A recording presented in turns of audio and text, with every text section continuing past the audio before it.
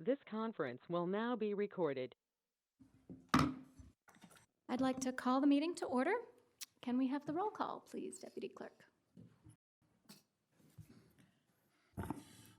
Mayor Brummel, Here. Alderman Ashour, Here. Alderman Berry, Excused. Alderman Davalos, Excused. Alderman Goodman, Here. Alderman Krischel, Here. Alderman Kruckenberg, Here. Alderman Lockett, Here. Alderman Widener. Here. You have a quorum. Thank you very much. Will those who are able stand and join me for the Pledge of Allegiance?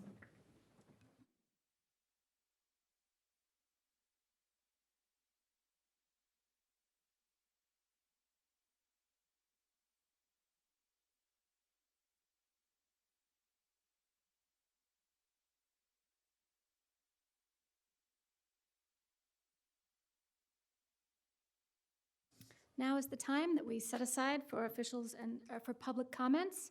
I don't see anyone who has signed up for today, but if anyone has comments during the meeting on the items as they come up, they can indicate that at the time. It does look like we might have a caller on the line.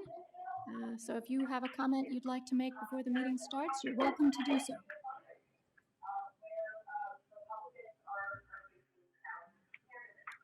Caller, can you hear me? Do you have a public comment? All right, one more call for caller for a public comment. Okay, I think that just sounds like background noise and we're going to move on. We have, the next item is officials and staff comments, and we will start with the mayor. Thank you. Nothing special tonight except a reminder for those who haven't noticed, the weather's been beautiful, the trees are turning. We have St. James Farm, which is a spectacular place to visit, as well as McKee Marsh. So they're very close to Warrenville. If you get a chance, get out. Don't miss this great weather and the colors changing. That's all I have. Thank you. Do we have any other officials or staff with comments tonight? Yes, Alderman Widener.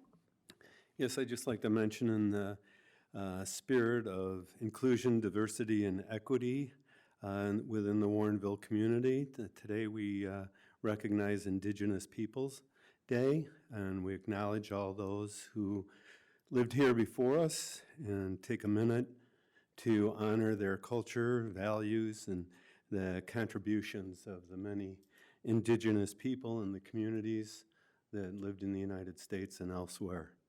And also I wanted to mention, I see we're kind of kicking off the budget cycle tonight, and I see that Director Dahlstrom has included within our packet the budget consideration request form.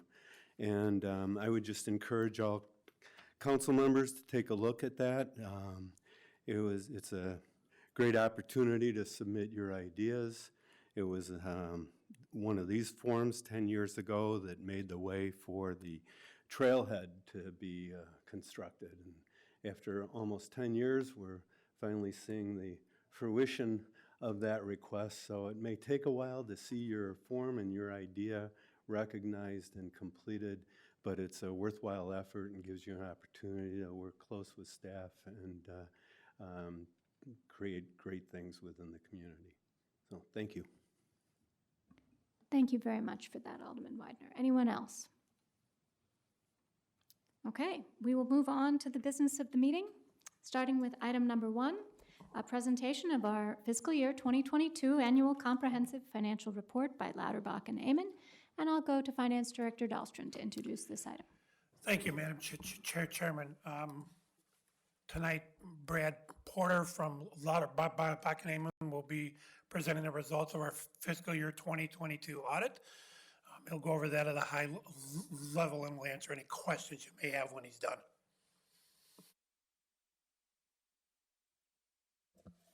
All right. Good evening, everybody. It's hard to believe it is that time of the year once again. I feel like I was just here 1 year ago presenting the fiscal year 2021 audit. So it is great to see all of you again. My name is Brad Porter. I'm here on behalf of Lauterbach and Amon as the principal manager that oversees the city's financial statement audit process. And I will be giving you a brief recap of the documents that we've issued at the conclusion of our fiscal year 2022 audit cycle. Before I go any further, I would like to give a special thank you, as always, to the amazing finance team here at the city. They do a tremendous job in making sure that there are safeguards in place over city funds, that everything that we need when we walk in on day one is provided on a shiny flash drive. And, we always know that when we walk in on day one that we're going to have a great week and a great experience with the team here. So we appreciate how sincere they are and their dedication towards the financial statement audit process. There are a couple pieces of required communication that we issue at the conclusion of each audit process. The big one is the audit document that you'll have in front of you. Lots of material here, I understand that, so I'll do my best to keep it very high level tonight and focus on some of the more important tidbits throughout the audit. I did want to start with a 3-page letter that we issue in accordance with Statement on Auditing Standards number 114. I realize it may not be in front of you here this evening. That's entirely okay. But SAS 114, as we call it, requires us to state whether or not we had any disagreements or difficulties that we had encountered throughout our audit process. And as you might expect, in the body of that letter, you'll find no such disagreements or difficulties noted. So congratulations to the team. Now let's jump into our annual comprehensive financial report. Does everybody have a copy in front of them here this evening? Great. Sounds good. So I'll do my best to kind of walk slowly through this, through some of the more important items, starting with page 9.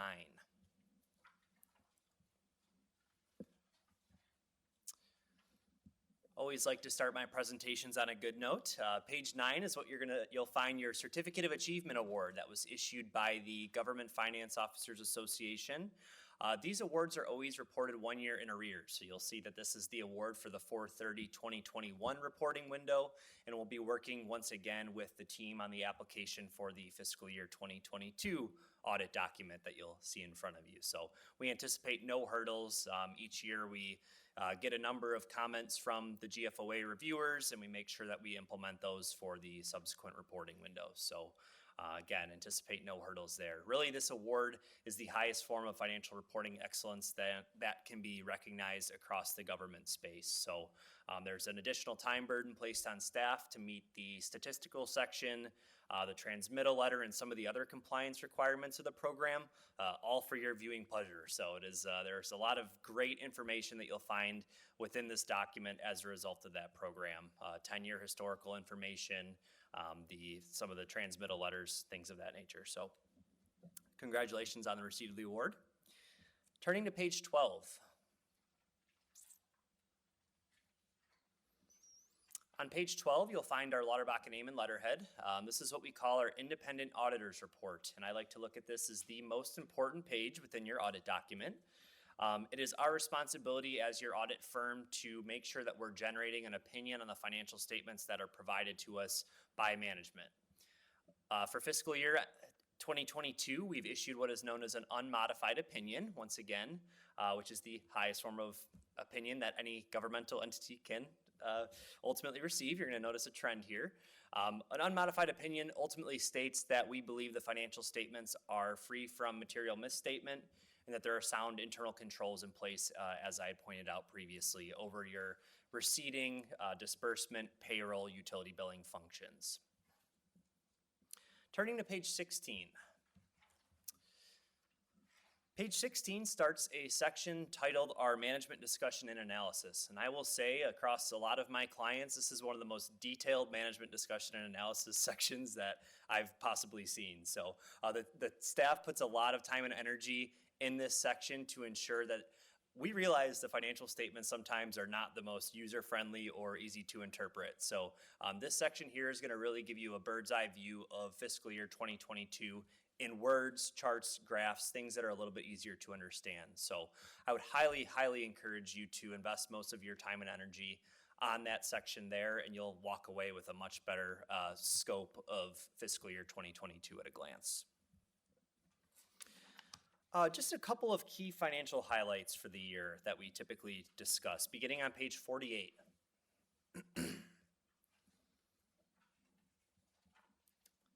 Positive updates tend to make my job a little bit easier. So on page 48, you'll find your general fund income statement for the year.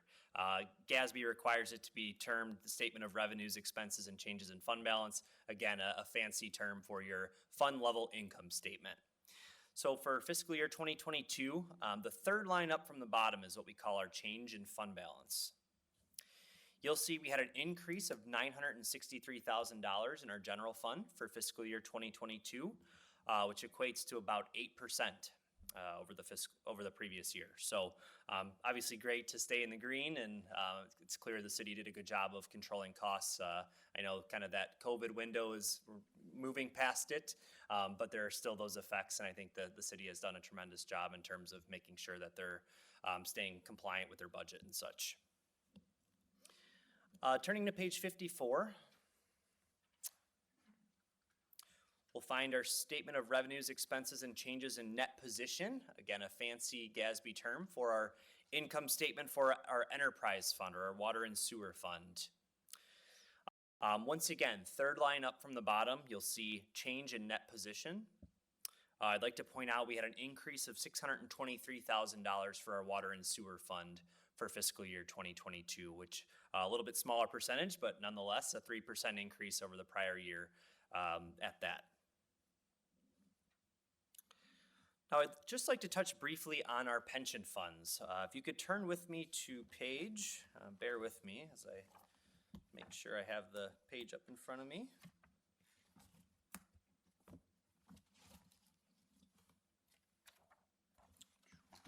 We'll start with 83.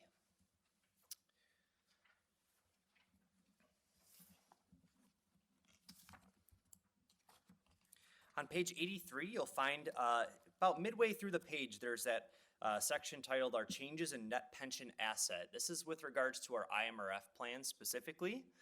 IMRF is always valued by the actuaries on the calendar year basis, so it is very important to note that. That is why you'll see balances at December 31st, 2020 to start the year and December 31st, 2021 to end the year. So with that in mind, and I'm only prefacing that before we get to our police pension discussion, but the IMRF had a fantastic year on their ultimately on their assets as it relates to investment income. So we had a $379,000 net pension asset on file with IMRF to start the year, and that number increased over $1.5 million, where we're ending the year with about 1.9, just shy of $1.9 million in terms of our IMRF net pension asset. So as with anything, that number is very volatile. It's going to follow the flow of the market. And because it was measured on a calendar year, that 12-month period looked a little bit better than May to April, and I'll get to that momentarily. So just keep that in mind. This is a volatile number, and continue meeting your IMRF defined employer contribution, and this number will swing from one year to the next, unfortunately. So, but it is great that we're well over 100% funded at that. So. Now let's jump to our police pension fund, and I am going to draw your attention to page, sorry, not too much space up here. It'll be on pages 98 and 99.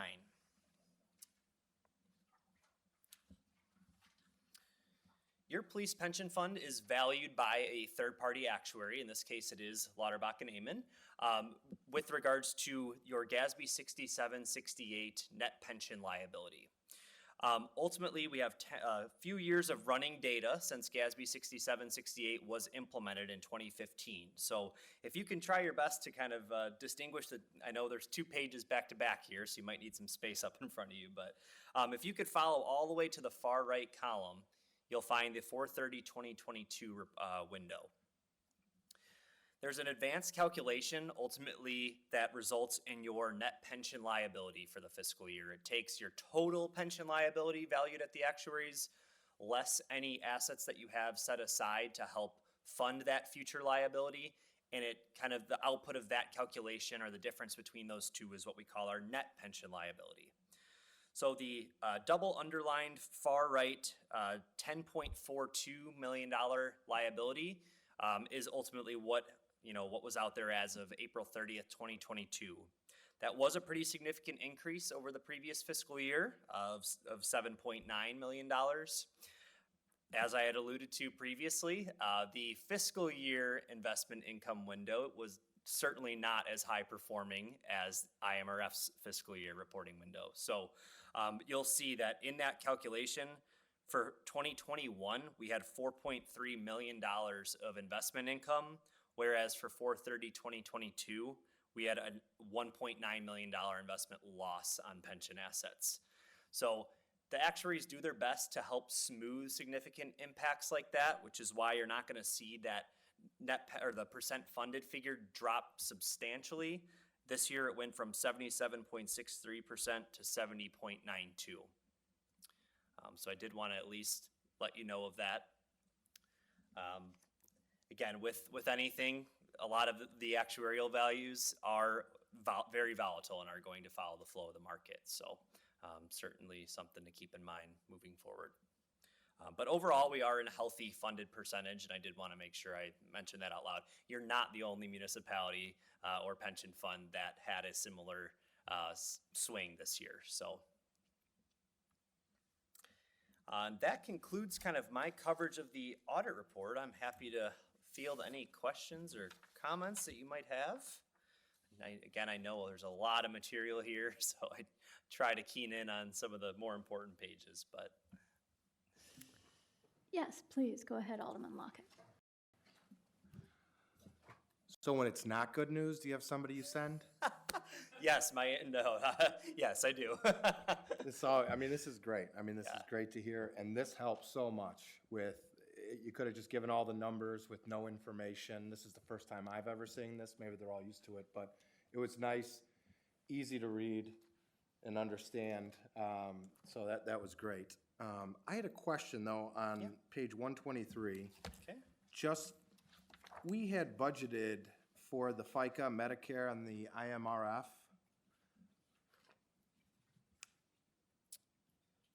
for the 140,000, but then with the actual, it was like way under.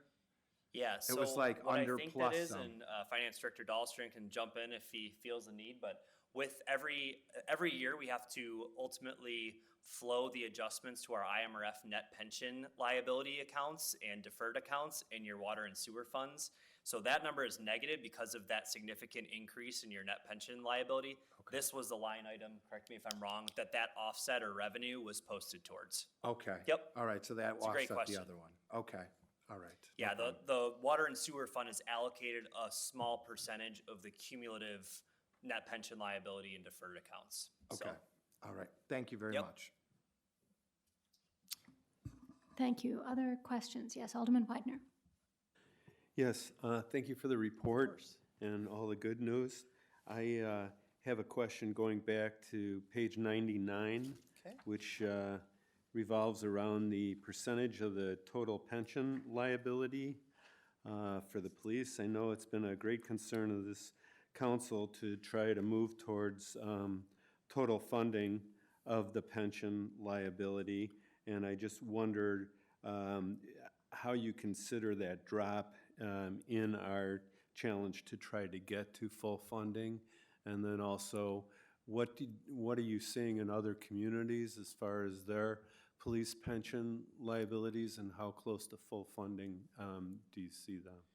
Yeah, I know I always answer this question with, it's hard to compare apples to oranges because every pension plan has different census data, and that census data, some of those factors that go into the actuarial valuation can be things like average age of current members, number of retirees on the plan, and things like that. So it is, and I don't use that kind of as a blanket response, but it is very hard to compare pension funds from a percent funded based on kind of other metrics outside the scope of kind of where are we at this point in time. So I will say again, I had pointed it out, I think 70% funded is about in line or a little bit higher than what I'm accustomed to seeing or presenting on. So I think you have a healthy percent funded at that point. I also, we're in the month of October at this point, so we've got several months of historical investment data at this point, and I think it's been a little bit more promising than the 12-month window there. So it's going to fluctuate, and again, the city has always done a good job of meeting their actuarially determined contributions, with the goal of getting to that percent funded by a certain point in time. So I think you're doing all the right things on that front. How critical is it to reach 100% funding, and like can you share like what a timeline would look like to be So able I to achieve believe the that? calculation that the actuaries base their valuations on, like I'm no actuary, so I will always preface it with that too, but I believe it's 90% funded by 2040 is the goal that they utilize to get to 90% funded, because they consider that a very healthy position. So I certainly don't see any issues as long as the city continues doing their due diligence and meeting your funding requirement of the actuary. So that's the whole objective of those actuarial valuations, is to say, you'll get to that point if you contribute X, and you've always done that, so. Okay, thank you very Yeah, much. no problem. Thank you. Other questions? I do have a few. You've answered a number of them, so that's been very helpful. And one is really more a question, I think, for our finance director. On page 20, one of the larger numbers that sort of popped out at me was that the total positive net position, the unrestricted net position, has increased just over $4 million from fiscal year 2021, when the total of our unrestricted net position was only $1.24 million. That's a very big improvement. I feel like that deserves emphasis. But can you talk to us about what that means? Yes, I tend to stick to the fund level financial statements, because that is what you as council are far more in tune with. You know, your monthly treasurer's reports, your cash in, cash out type of documents. The government-wide set of financial statements is kind of a different beast, as we call it. It's presented on an entirely different basis of accounting. It's called full accrual versus modified accrual, which is what your fund level financial statements are presented on. So at the full accrual level, that is where that net position number is stemming from. We call it fund balance at the fund level and net position at the government-wide level. So at the government-wide level, the biggest difference between full accrual and modified accrual is that you're accounting for long-term items that date beyond 1 year. That is fixed assets that have estimated useful lives ranging from 5 to 100 years. I'm just using that as an exaggeration, but you have things like long-term debt, long-term receivables, long-term payables, things that date beyond 1 year. So the biggest factor for a significant increase in your overall government-wide net position can be things like your change in IMRF net pension asset. Because you have that asset carried on your government-wide level financials, the increase then flows through the revenues and the income statement at the government-wide level, whereas it doesn't do that for the general fund financial statements. So that's kind of the biggest thing, is changes in pension funds and things like that. And I would presume that the police pension fund actually probably reduced that significant increase this year. So you got to kind of think about it like that, as there's a lot of long-term items that are going on at the government-wide level that can contribute to that. Okay. I don't know if you wanted to say any more? I was just going to say, the other thing that would contribute to that was the IMRF that we talked about as well. That would be another thing included. Yeah, okay, great. I did have a couple of questions. I was trying to put pieces together from different pages, and I know that's probably a mistake, because even if there's even a slight difference in the terms, it can mean something totally different. But I noticed that there was a deficit in the unrestricted net position on page 41 for governmental activities, but it didn't seem to match the deficit in unassigned fund balances, which were due to TIFs, and I wondered if this unrestricted net position also could trace back to the TIFs? Yeah, yes and no. The TIF fund balances are contributing towards your total governmental activities column, but that unrestricted deficit is so common across the industry, and it's because of those long-term net pension liabilities that, you know, those are kind of non-cash in nature. You're not, other than your outgoing contribution on an annual basis, that liability, you know, as of end of the year was, let's see, we had, $10.4 million that are hanging out there on your balance sheet. So, and, you know, the calculation to get to your net position is the difference between your assets and your liabilities. So that unrestricted deficit is largely attributable to what GASB 6768 came along and did with recognizing those significant liabilities on your government-wide balance sheet. So yes, the TIFs in your general fund and everything like that are contributing towards your governmental activities column there, their total fund balances are, but also those long-term items that I had talked about. Okay. Yeah, I think that helps me get my head around it a little bit better. I think you already emphasized the $600,000 of improvement in the water and sewer net position. So I guess I just wondered if Kevin had any comment on that, given it is a good sign, given our need to borrow for the new well and tower. We had to make some very tough decisions about rate increases in order to try and increase the revenues, over our current expenses so that this fund starts to tick upward a little bit. I know there is this $200,000 investment loss, which I believe was already part of your question, and that was partly attributable to the portion that's allocated to the water and sewer fund of the police pension liabilities. But does that, no? The IMRF, Oh, the IMRF. yep. Okay. Well, that, And there's no loss in that one, so it's not reflected in that piece itself. okay. So the 200,000 then on page 43, I mean, I'm seeing on page 43, we have the 827,000 in excess sort of water and sewer revenues over expenses. And then the 200,000 listed as an investment loss to come up with that 623 that you were talking I'm about. going to give you a great page number to reference for that. That is Okay. on page 122, and actually it spans from page 122 all the way through 126.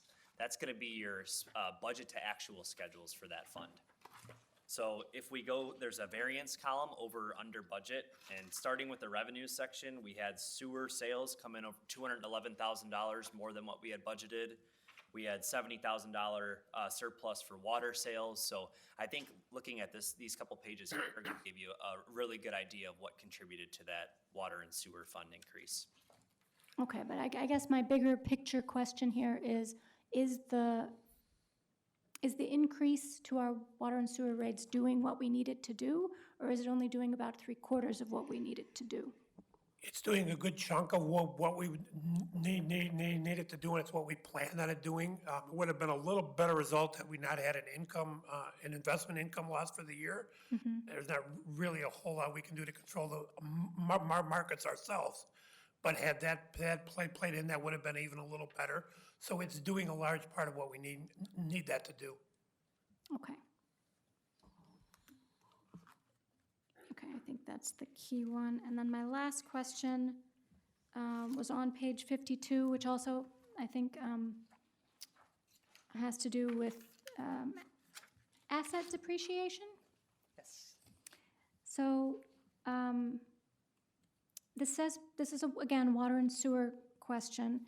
It says that the depreciable assets are in the range of $27 million, that we are depreciating it about $10 million, and that the total value of the capital assets left is $17 million.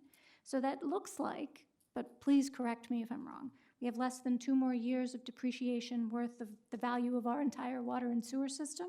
Will we depreciate the rest away in the next 2 years? That 9.9 is not a 1 year of depreciation. That's actually a cumulative of, that could be upwards of 30 years of depreciation. Oh. This is a rolling accumulated balance of annual depreciation. Does that make sense? My goodness, okay. Yeah, so that's- we have a detailed capital asset schedule for every asset that the city owns and their individual annual depreciation values that then give us a total depreciation expense for the year, which this year was about $430,000.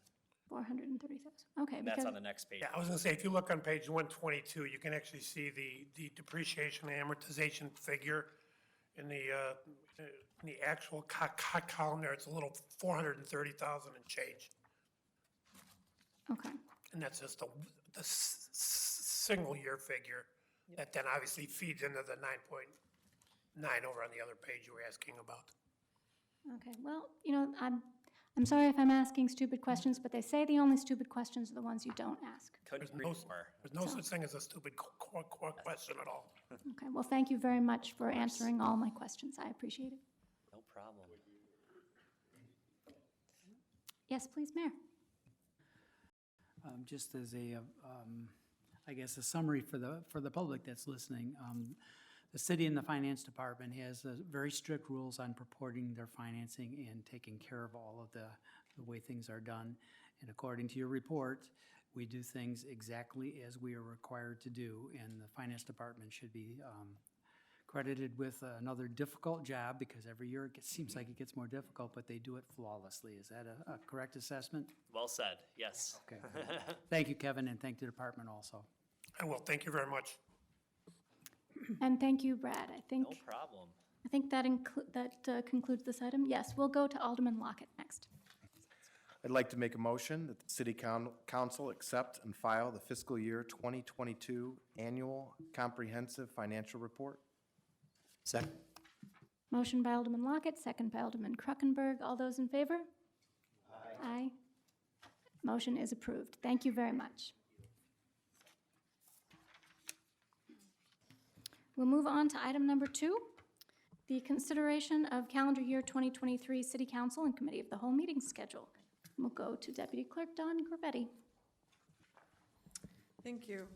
I think the schedule is pretty self-explanatory. We do have the possibility of 3 Tuesday evening meetings and also a conflict with July 3rd being the date of the annual parade and also a city council meeting, so. I have a comment on it. Yes, Mayor. Thank you. Usually, we try to avoid canceling meetings, but at this point, I think it might be a good idea that the first city council meeting in July is on July 3rd, and of course, that conflicts with our parade. July 4th is the next opportunity on a Monday. That doesn't work either, obviously, so my recommendation is that we cancel that particular meeting this year. And we've done that in the past, so it's, I think, something that has a precedent. So should we remove it from this calendar at this time? So it should be. That would be my recommendation, and then when we make the motion, it would be already off the calendar. Okay, and there was one other thing that we wanted to point out, that there is a typo in the meeting summary under section 2. It says that the budget workshop is on Saturday, March 11th, 2023, and as you can see in the backup material and in all the information about the same item that's referenced in section 6, when we get to that, it's actually March 18th, not the 11th.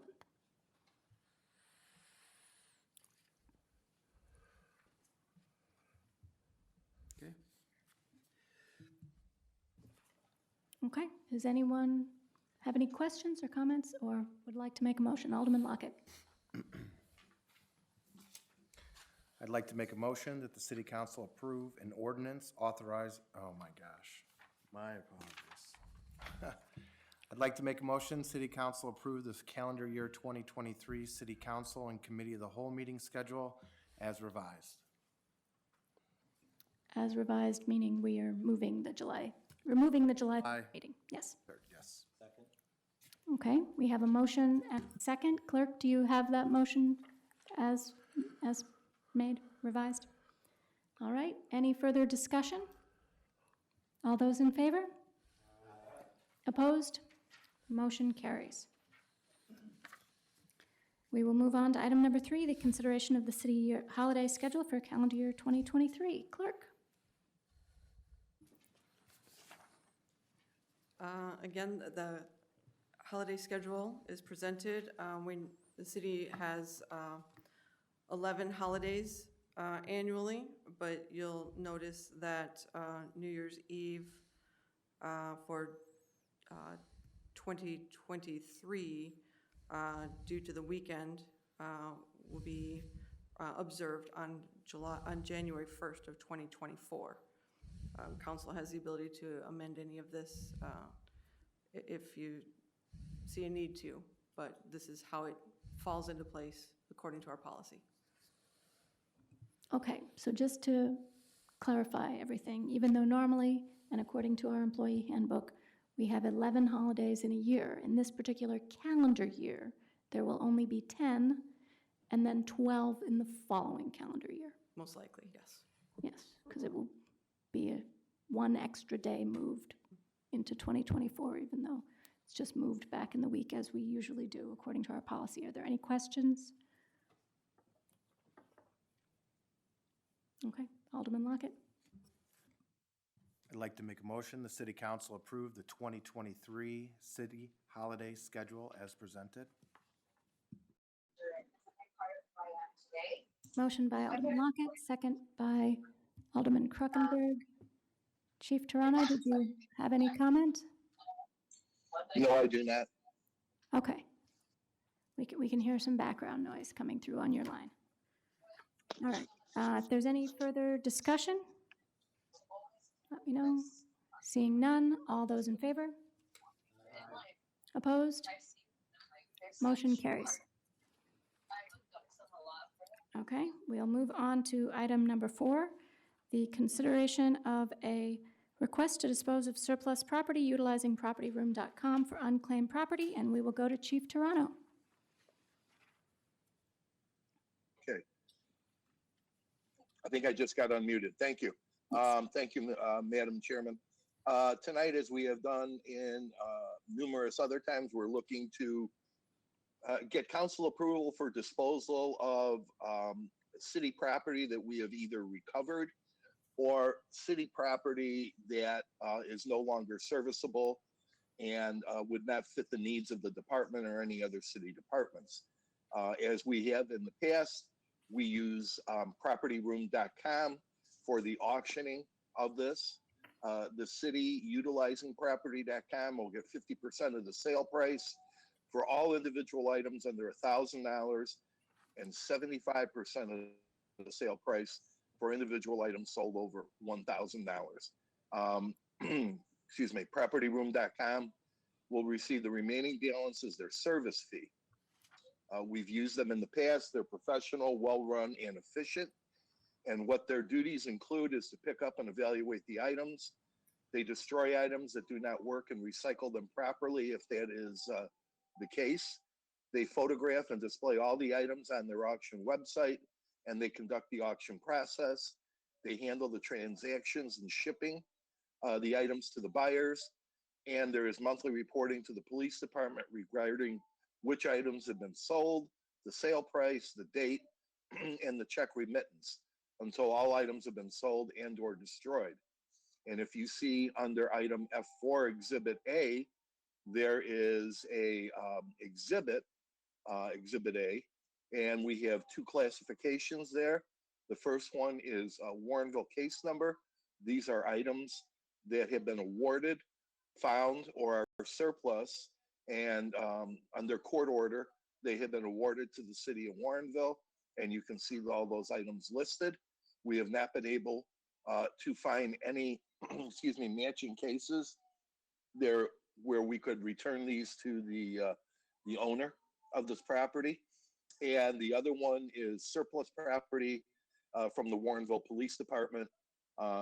You can look at that also as far as individual items. And if there are any questions, I'll be happy to answer those for you. Thank you, Chief. I'm always so interested by these lists of items. I mean, a Gucci-type purse and some VHS tapes, you know, it's quite a collection of things here. Are there any comments or questions? Skull candy earphones. What is that? Alderman Kruckenberg. I'd like to make a motion that the city council approve an ordinance authorizing the disposal of unclaimed property through an auction conducted by propertyroom.com. Second. Motion by Alderman Kruckenberg, seconded by Alderman Lockett. Any further discussion? All those in favor? Aye. Opposed? Motion carries. All right, we're moving on to item number 5, the consideration of the city debt policy. Finance Director Dahlstrand. Thank you, Madam Chairman. Included in your backup tonight is a debt management policy. We have not issued debt in the city for a very long time. As we begin preparations to do that for the project that will take place out in TIF District number 4, one of the things the bond issuers will require would that we have a debt management policy in place. The draft policy was worked on by myself, the former city administrator, the current administrator, and the long-range financial planning group, as well as our financial consultant from Spear Financial. We've been through the policy, and before you is the final draft that we ended up with. And we are recommending that this draft be approved and that this become the official debt policy for the city. We have not finalized what our final debt issuance will be at this time, but this is a requirement, a required document before we hit that point. Thank you, Finance Director. I can't remember if we got this draft before Alderman Wilson left the Long Range Financial Planning Work Group, but I feel like there've been a lot of discussions of this over a period of a long while, and that it's gone through some rewrites and has definitely, I think, come closer to our own individual, more tailored version of a policy for, what we see as the vision of financial preparedness here in Warrenville for the long term. And I think that's very important to make these goals specific to our plans for our community. Because Oh, good. no, because it's easy to get a draft off the shelf from the financial planner and just say, that sounds good. We don't have to think about this too much. But, some of the things that are in this policy are required by law. Some of them are just good fiscal practices. And others reflect, the way we want to leave things for the future here in Warrenville. Correct. So, I was only going to add that while former Alderman Wilson did not see this specific one, he was instrumental in prior versions of this as we talked through getting to this point. So I want to make sure he's recognized for all the work he did on that. And while he didn't see this one specifically, we would not, I don't think, have gotten to the point we are with this one without all the help he gave us. So it was very, very, very important what he added to this along the way. yes, and also credit to Alderman Davalos, who is not here today, but is Absolutely. on the Long Range Financial Planning Work Group more Correct. recently. Yes. And I think I speak for her when I say that we thought this was a good draft and a good document. So if there are any questions or comments or anything we can address, I know it's new to most of you. Alderman Kruckenberg.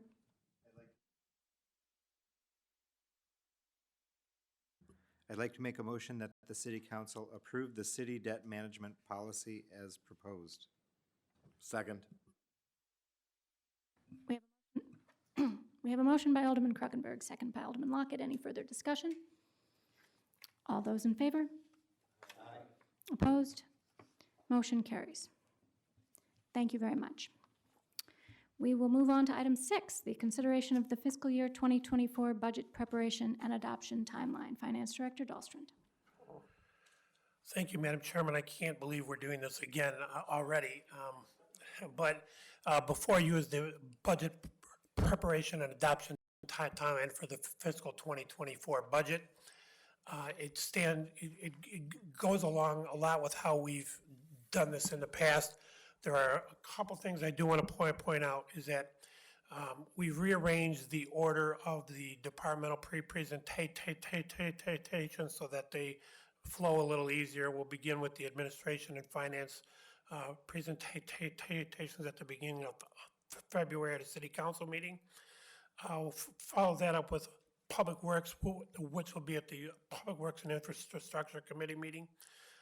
Follow that with Community Development, will be at the next city council meeting after that. And then finally, at the first meeting in March will be the police department presentation. This way, we're keeping the bigger departments by themselves and allowing them a little more time to do what they're doing and not crowding out the smaller departments that we don't quite have as much to say as they do. So those things are important. The final important item mentioned earlier by the chairman was that on Saturday, March 18th, beginning at 9 a.m. would be our annual city council budget workshop. You'll note that has been moved back about a week from what has been in the past. We want to make sure that there's a little more time for that information to get out and get disseminated to all of you, and that you all have a little more time to go through all that than we've had in the past, because there is a lot of information in there. Also, it would allow then, if we need a little more time to actually get it out, it would allow us a little more time on the front end. But we have no intention right now of not meeting the deadline of getting that out on the end of February on the 28th. Thank you. Personally, I appreciate having it moved back the extra week. That seems like a good move. I don't know if you'll be keeping it in future years, but I think that's a good move. And I also think moving the police department to last in the departmental presentations, particularly since we expect to have a new police chief coming on board the first of the year, so that, you know, if he was first, for instance, he'd be giving a budget presentation or she would be giving a budget presentation 1 month after beginning, and to do the first meeting in March at least is 2 months, which seems a little bit better, but it's going to be difficult for whoever our new police chief is. So, any other questions or comments about the timeline? Alderman Lockett. I'd like to make a motion that the city council approve the fiscal 2024 budget presentation and adoption timeline as presented, including a city council budget workshop on Saturday, March 18th, 2023. Second. Motion by Alderman Lockett, second by Alderman Kruckenberg. Any further discussion? All those in favor? Aye. Opposed? Motion carries. Moving on to item number 7, the consideration of updates to the City Code 1-8-4 Purchasing Procedures. Finance Director Dahlstrom. Thank you, Madam Chairman. This and the next item are both really housekeeping issues. With the changes in personnel that we've had and the changes in title to a number of positions over the last couple of years, it was time to update the city code to bring the titles in line with what we have actually here. So before you is a markup of the section of the city code where these changes would be made. The changes we want to remove are struck through. The additions are the ones that are underlined at this point. And all of these will be executed through an ordinance being prepared by the city attorney. Thank you. Comments or questions?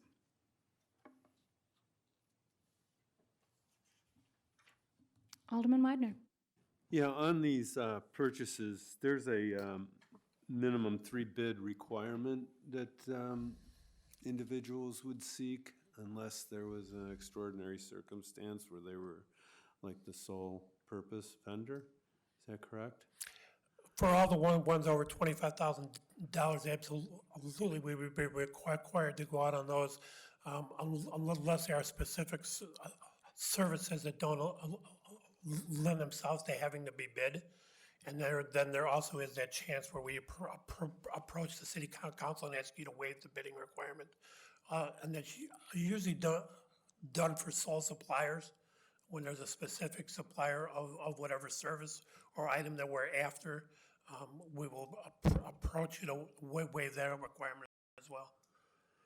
So the city staff that's here, they can go up to a purchase of $10,000. Is that correct? Correct. And that is not necessarily with a bidding procedure, or what requirements would the There's not staff necessarily a person bidding requirement for that. A lot of what gets purchased are things that are regularly purchased by our staff. And as you know, the cost of everything continually goes up. They certainly do look for the opportunity, and staff has been extremely good about trying to find the lowest cost for all those items, and they don't always lend themselves to a bidding process, and there's no requirement to do that as well. But they are good at doing that. Is there like a sign-off then by the city administrator for these individual purchases?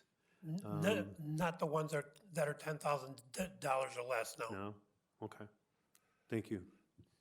Can I, I'm going to go to the city administrator to answer that. Yeah, I was just gonna add that I don't sign off on all the purchases, the department heads do review all the purchases, the finance director reviews all the purchases, so there are layers, before the, credit card purchases or any other kind of purchases are approved, and paid.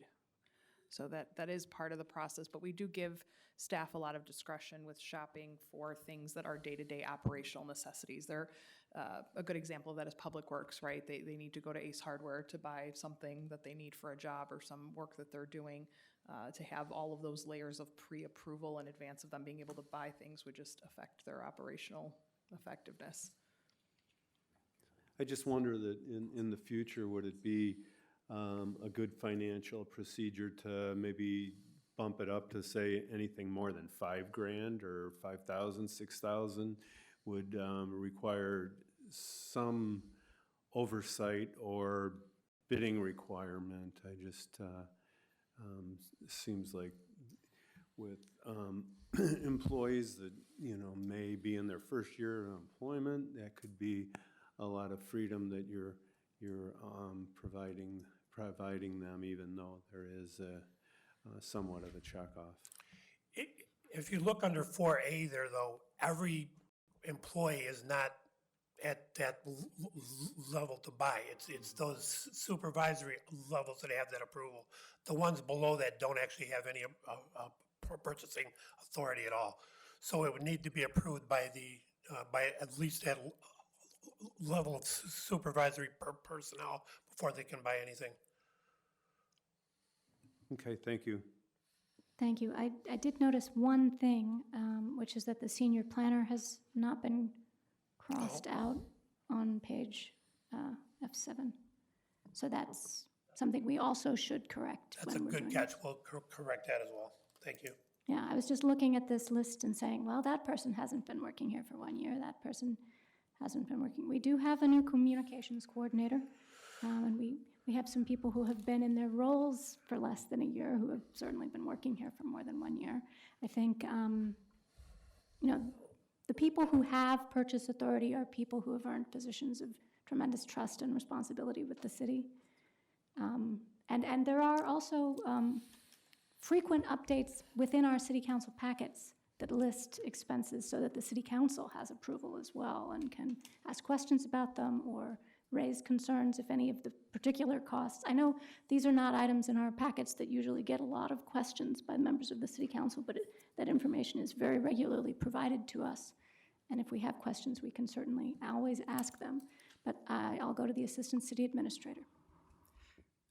Alderman Weider, I just wanted to add in that we also go through DuPage County for a procurement list for a lot of supplies and services that they have already negotiated at government rates. So that's a go-to list that I've used in the past, even as the executive assistant, whenever I was making purchases at that level. And I know it trickled up to other services and products as well. So they kind of did the negotiating to have lower rates for government entities.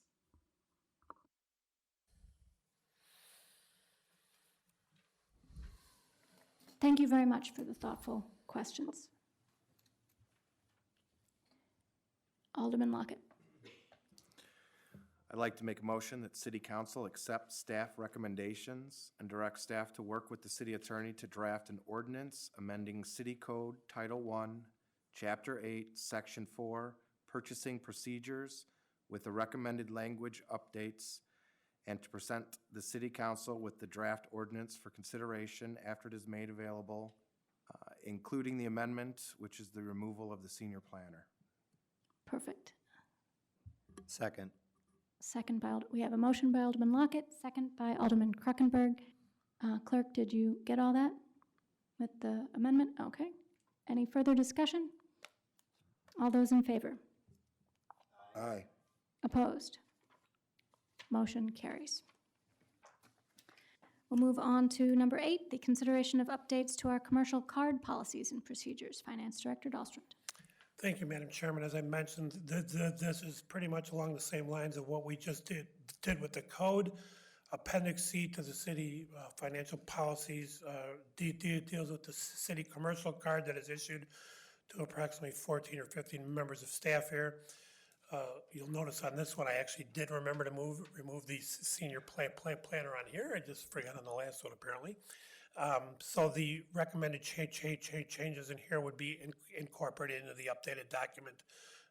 And it requires no ordinance or anything. It will just be an update to this policy. Okay, sounds good. Any questions? Alderman Lockett? I'd like to make a motion that City Council accept staff recommendation and direct staff to include the recommended language changes to the commercial card policies and procedures known as Appendix C of the city's financial practices and policies document. Motion by Alderman Lockett, second by Alderman Widener. Any further discussion? All those in favor? Aye. Opposed? Motion carries. And that brings us to item 9, the informational updates on the Administration, Finance, and Police Department fiscal year 2023 work plans and decision packages. This is an informational only item, so if there are any questions, this is your chance.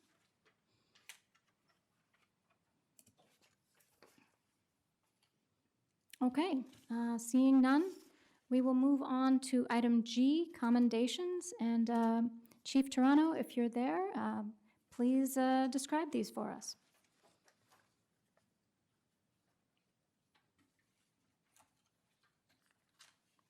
I see he's muted. Large. There we go. Thank you. Yeah, one we provided for a very large funeral procession, and the funeral home operators thanked us for that. And the other one was from a grateful citizen for the efforts of Officer Sal Perez and his work on an incident she was involved in. And Officer Perez was able to bring it to a successful conclusion. That's great. Please pass along our congratulations as well. Absolutely. Any other comments or questions? Then we're only in need of one final motion. Alderman Lockett. I'd like to make a motion to adjourn. Second? We have a motion and a second. All those in favor? Aye. Opposed? Thank you very much. We are adjourned. This conference is no longer being recorded.